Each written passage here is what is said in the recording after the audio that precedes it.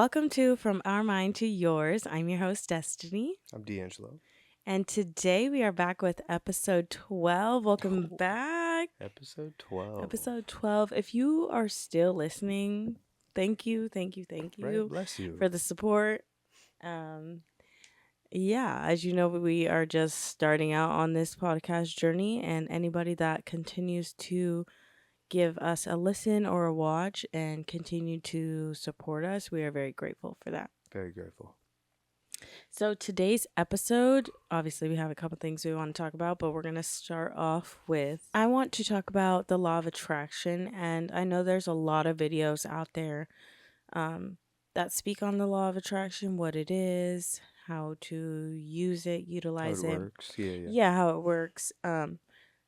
And I just came across another podcast episode from Jenna Zoe. I think that's how you say her name. Jenna Zoe. I'm not sure. We've talked about her before about human design. And she was talking about how the law of attraction actually works. And basically what she was saying was you have to be the right version of yourself, the most authentic version of yourself for it to work the way that it's designed to work, the way that it's meant to work. And I think that's why a lot of people struggle with the law of attraction. They think it's something that like they have to practice at to get better, but it's not. It's just something that happens naturally. It's one of the natural laws of this world.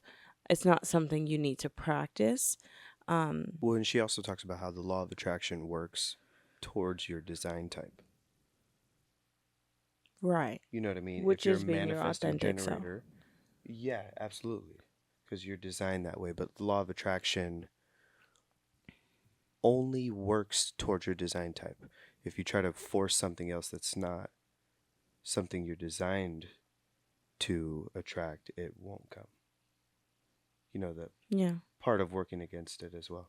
Yeah. And just some notes that I had written down just to get my my brain going again on this topic, because whenever I think about things that we could talk about on the podcast, I always like write them down or in my phone or something. So on here I have the law of attraction just works when you are in alignment with your true self and are operating through your design type, which opens you up to receive downloads and messages on what to do. The law of attraction can now work because you're allowing yourself to be who you came here to be. Yes. Which is essentially exactly what D'Angelo was talking about. When you are, I feel like there's really no other way to describe it. Just authenticity is like what it always comes back to. There's really nothing else. When you are being your true self, making decisions based off of trusting yourself, knowing which direction you're going in, knowing the path, knowing what you desire and what you want out of your life and what you know is possible for you. The way that the law of attraction starts helping you throughout that journey is you just start naturally, things start gravitating towards you that support that path that you're going down, that support all of your desires. They support everything just starts naturally flowing much better. And you can't really do that unless you really know who you are. You can't do that like trying to create a life for yourself because you've seen other people do it, like a certain like kind of life for yourself because you've seen other people do it.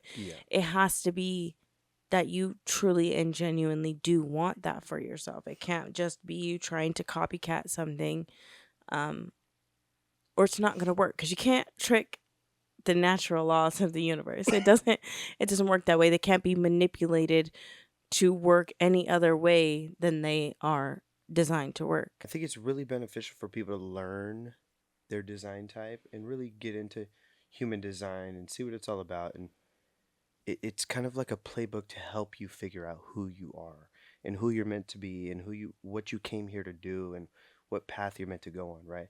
It doesn't give you, there's some fill in the blank details that you have to do, the work you have to put in to figure out who you are yourself.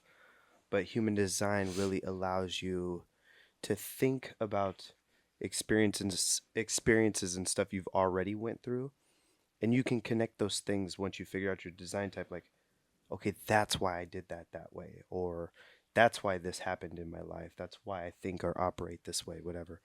Human design really helps you navigate that, and true authenticity comes out of that when you start to figure out who you are. Hmm. It just makes everything easier, allows Oh, everything to flow. So if you take anything away from this, get to know yourself and just be yourself.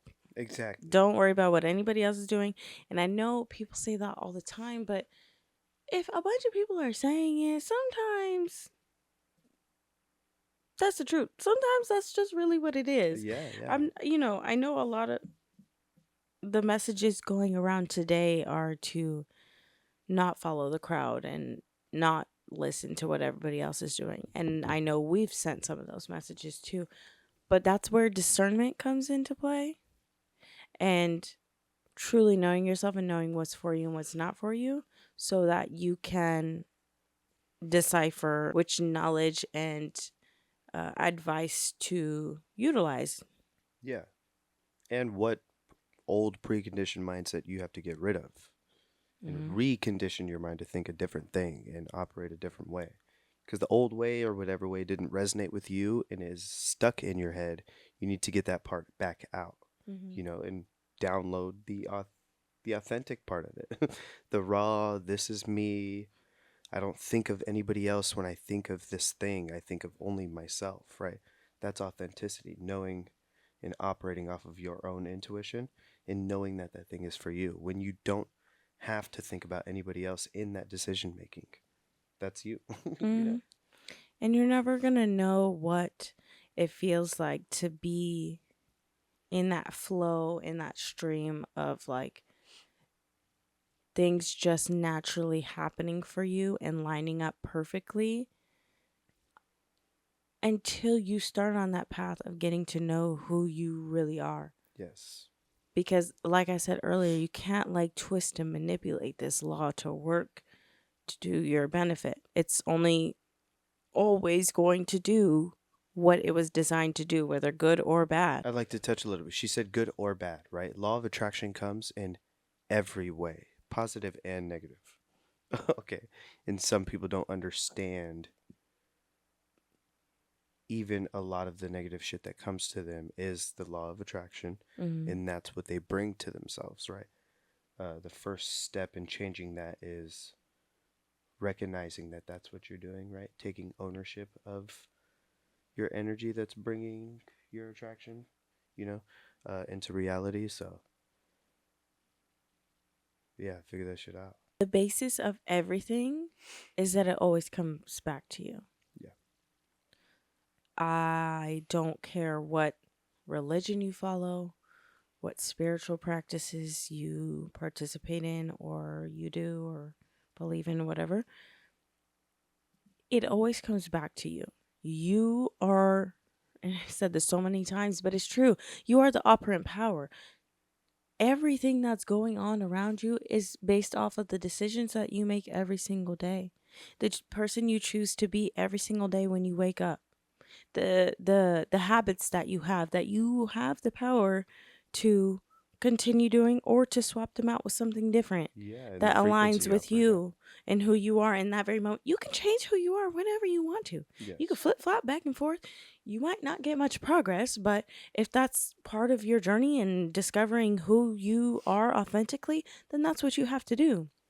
But it always comes down to, everything always boils down to you, how you are operating, the energy you are emitting, the decisions you're making, the habits that you have. It all operates off of you. Yeah. Your blessings, everything, all those gifts, those attractions come from who you are, how you are. Hmm. She right. So yeah, that was pretty much the gist of what we wanted to talk about for the law of attraction, right? Yeah, Yeah. I mean, operate as you, and everything that you want and desire will come.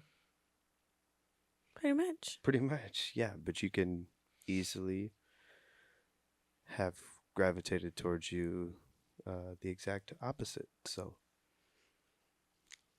learn you, and you got this. I promise. All right. So next we want to talk about movement and quality of life. Yeah, yeah. How movement contributes to the quality of life. That's you, doggy. Yeah, because even as we were talking about design type, I mean, I think movement is very important for everyone in assisting them figure those things out mentally too, right? Because, mind, body, spirit, emotions all have to be balanced um, for you to operate and function like to your top level, like how you're Mm-hmm. supposed to and how you're supposed to do it best. And I just watched a video about this lady talking about movement and how in the last couple of decades the biggest scientific discovery, whatever, is that movement itself naturally produces an antidepressant in your body. It Mm. blocks stress and depression from entering your body. When your muscles contract, it sends what they've called hope molecules to your body that defends yourself from these emotions, the Mm-hmm. stress, the depression, anxiety, all that stuff. Um, Movement's very important for that. Mm-hmm. I mean, and it's very simply put, we see the difference when we're not, Feel the difference like, too. when we fall off and we're not moving our bodies, we're not working out consistently or even just at all. Anybody that has done that, that has had a period of their life where they were moving their body, no matter what that movement looked like, whether it was working out, whether it was taking a walk, whatever, going on a run. Climbing, running, anything. Yeah, it doesn't matter, just moving your body in general. Everybody that has done that and then also had a period of where they're not moving their bodies, I already know we all have had that same exact experience. You Yeah. feel Oh yeah. depressed. Yeah. You feel depression is it. That's when you are not moving your body, you definitely are having some depressive thoughts. Yeah. I can Seriously. guarantee it Oh yeah.